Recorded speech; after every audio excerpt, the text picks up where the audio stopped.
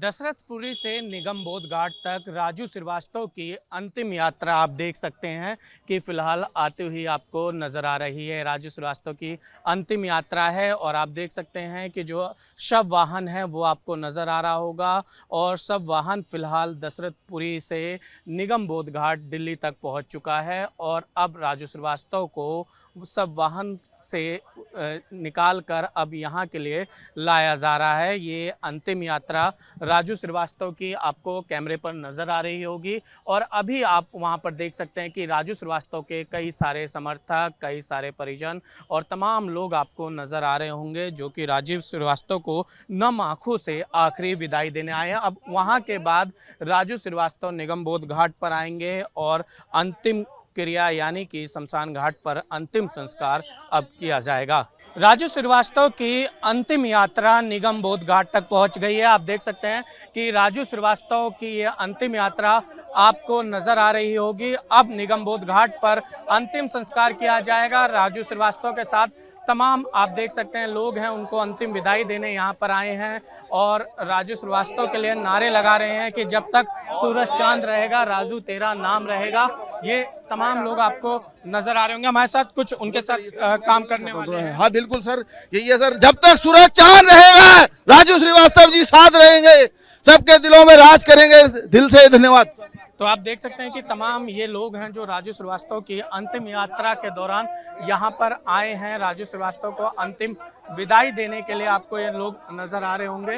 ये सभी लोग राजू श्रीवास्तव को विदाई दे रहे हैं। उनका पार्थिव शरीर की अगर बात की जाए तो आपको दिख रहा होगा कि ये सब वाहन है, इसमें से ही राजू श्रीवास्तव का जो पार्थिव शरीर है वो ले जाया जा रहा है और यहाँ पर अभी वाहन के भीतर राजू श्रीवास्तव के परिवार के लोग मौजूद हैं। इसके अलावा अगर बात की जाए तो तमाम लोग फिलहाल निगमबोध घाट पर इकट्ठा हो गए हैं। उत्तर प्रदेश सरकार से मंत्री ठाकुर जयवीर सिंह भी यहाँ पर जो सांस्कृतिक मंत्री हैं यहाँ पर मौजूद हैं राजू श्रीवास्तव को अंतिम विदाई देने के लिए। कानपुर के हास्य कलाकार अन्नू अवस्थी जी हमारे साथ हैं। अन्नू अवस्थी जी, आज कानपुर समेत उत्तर प्रदेश और पूरे देश के लिए एक बड़ा झटका है। राजू श्रीवास्तव हमारे बीच नहीं रहे।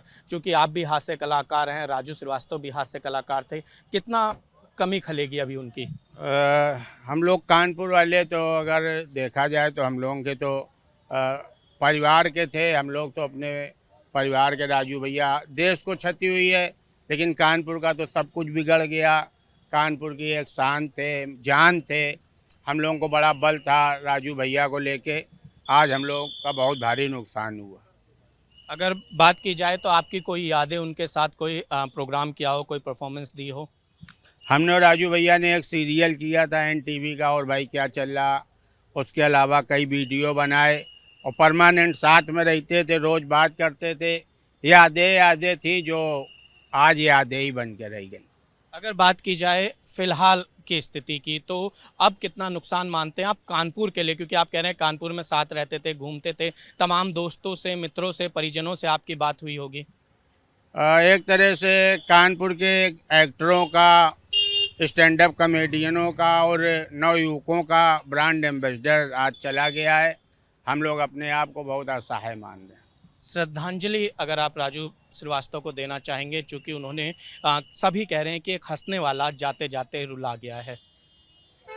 बस हम इतना ही कहना चाहेंगे कि राजू भैया, तुम बहुत जल्दी चले गए। अभी तुम्हारी ज़रूरत तुम्हारे परिवार को थी, तुम्हारे शहर को थी, हमारे प्रदेश को थी, बहुत आवश्यकता थी। तुमका जाने काहे इतनी जल्दी पड़ी रहे, काहे इतनी जल्दी चले गए। ईश्वर राजू भैया की रक्षा करे, उनके परिवार की रक्षा करे। तो ये थे हमारे साथ कानपुर के हास्य कलाकार अन्नू अवस्थी, जिनका कहना है कि राजू श्रीवास्तव के जाने के बाद से कानपुर समेत पूरे प्रदेश और देश का नुकसान हुआ है। हमारे साथ मौजूद हैं प्रसिद्ध कवि अशोक चक्रधर जी। अशोक जी, राजू श्रीवास्तव को आप अंतिम विदाई दे रहे हैं, कितनी कमी महसूस हो रही है? उनकी कमी भरी नहीं जा सकती। हास्य के बहुत सारे कलाकार हैं और भी आते रहेंगे, लेकिन राजू एकदम मौलिक और ज़मीन से जुड़े हुए थे और उनके पास जो एक परंपरा थी हास्य की, वो बलई काका उनके पिता, वो काका जी को अपना गुरु मानते थे। तो हास्य में कैसे कोई बात लाई जाती है, ये उनके DNA में था। और लाई कहाँ से जाए भाई? कानपुर की गलियों, कानपुर के गांव देहात से वो लाते थे, लोगों से मिलते थे, पैंठ जाते थे, बाजार जाते थे, जहाँ जाते थे अपनी ऑब्जर्वेशन करने वाली तंत्रिका को खुला रखते थे। उनकी निरीक्षण की उनके निरीक्षण की क्षमता अद्भुत थी। वो कोई भी चीज़ देखते थे तो एक पश्चात कैमरा था उनके अंदर, जिससे वो अंदर झांक लेते थे और जड़ वस्तुओं में भी प्रवेश कर जाते थे। जड़ वस्तु के अंदर गए और ये बेंच खिसकी तो क्यों खिसकी, बेंच के अंदर क्या था, बेंच बड़ी अकड़ में है। अरे भैया यहाँ सब आ रहे हैं अपने शवों को लेके, तो तू क्यों उनको डिस्टर्ब कर रही है? बेंच कहेगी नहीं ये तो चले गए, तो मैं उनके लिए तो थोड़ा आगे खिसक जाऊं जो उनको छोड़ने आए। मतलब कुछ भी करेंगे वो अपनी कल्पनाशीलता से और अपने उर्वर दिमाग से वो इंसान के निकट आने वाली मुसीबतों को साकार करके और अचानक ही पाला बदल लेते थे और आपको हंसाने लगते थे।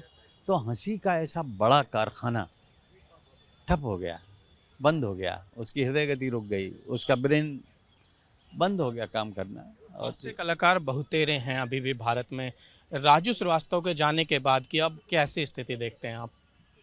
राजू श्रीवास्तव की भी ये कामना रही होगी कि मेरे बाद मेरी शैली समाप्त न हो जाए। उनके भाई हैं, उनके पुत्र हैं, पुत्री हैं, उनके शिष्य हैं।